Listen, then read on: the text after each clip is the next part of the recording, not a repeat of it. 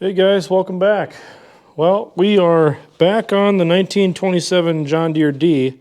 I didn't really want to get started on the project for the M as far as reassembly goes. We have some things we have to deal with on that. So before we even dive into this Farmall M, we're going to talk about something that I've been doing with the John Deere D the last couple days. I made a little bit of a mistake. I was rolling off the rear section of that Farmall H that I bought for the H that we got for free from a friend of mine.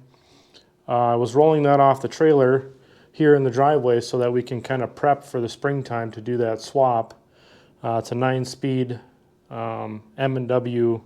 Is it M&W? I think it's M&W 9-speed transmission we're going to put in that M or that H that has a bad rear end supposedly. So gearing up to do that swap in the spring sometime. I rolled that thing off the trailer and I used my engine hoist to support the front of it as we rolled it off.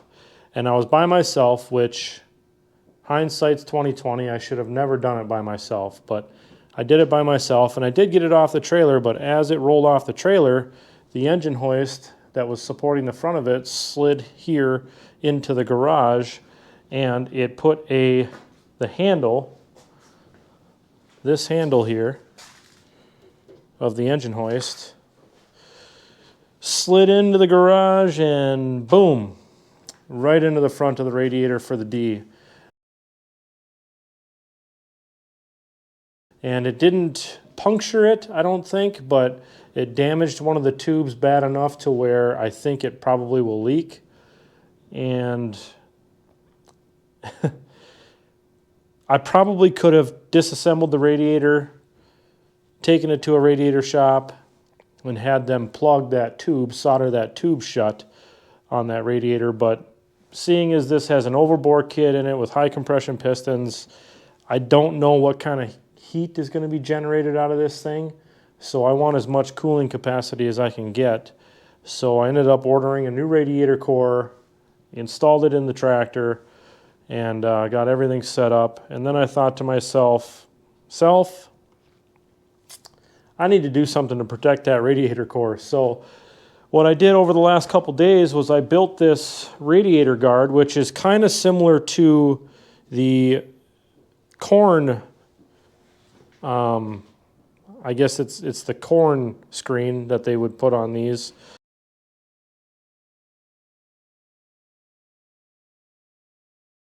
It has a perforated steel mesh like this. These are 3/16 perforated holes in a, oh gosh, I would say it's probably a 16 gauge maybe steel. And I built the frame out of angle iron, and I have some pictures I'll show you of kind of how it went together.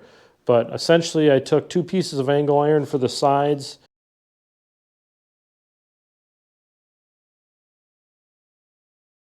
and one piece of angle iron is like this, and the other piece of angle iron is over the top of it like this. So that's this outer piece you're seeing here is a piece of angle iron, and then there's an inner piece. You can see it kind of overlap there. There's an inner piece of angle iron that goes back and out. So that's how I constructed the sides, and then I just took another piece of angle iron for the top and bottom and notched them so that they fit appropriately.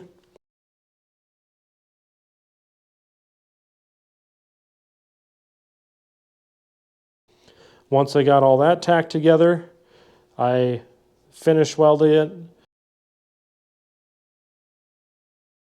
I welded the screen in the back side of this.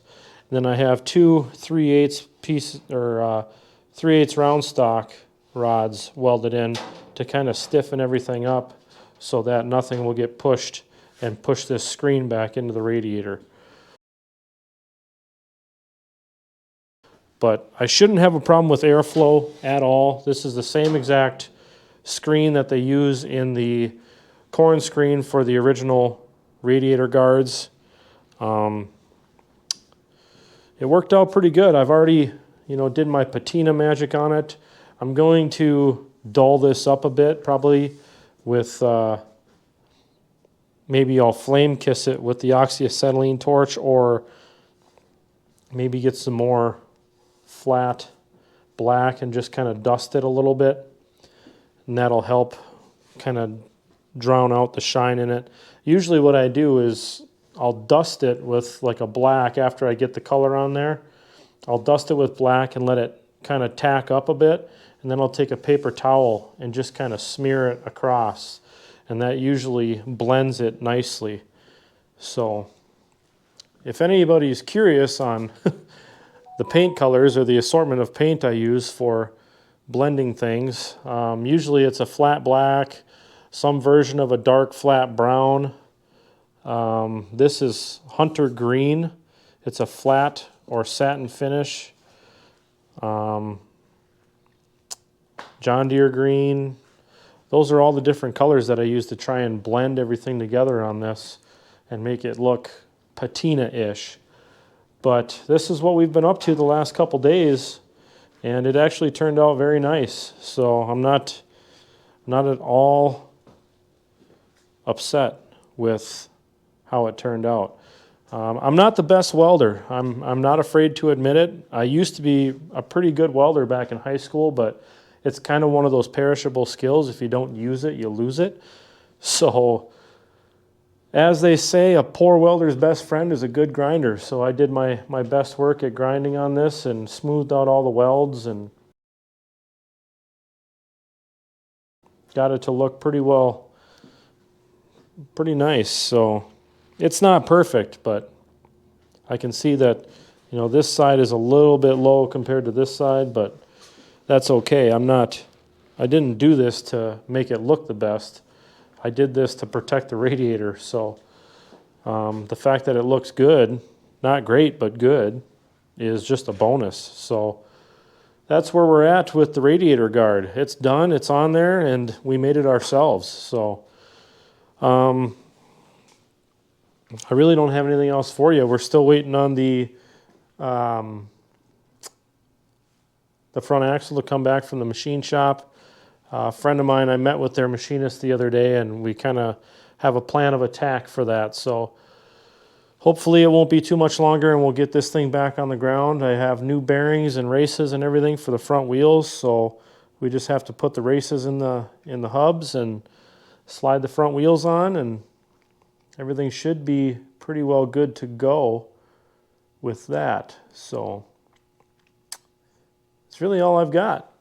We're just waiting on spring here so we can start firing things up and moving them around. So I just wanted to give you guys a quick update and let you know that I haven't been just sitting on the couch all the time. We're actually doing some things here, and aside from watching me weld something together, there really wasn't much content to bring on making that radiator guard. So figured I'd give you a few pictures of the progress or of the process of it, and a little video. So that's where we're at. Hope you guys are doing well out there. We're expecting quite a snowstorm today. We should be able to. We're expecting anywhere from 1 to 72 inches. So no, really, it's anywhere from, I think, 2 to 8, depending on where you're at here in the cities. But we're gonna hunker down and weather the storm, and hope you guys are doing well out there. We'll talk to you later, and keep on a wrenching.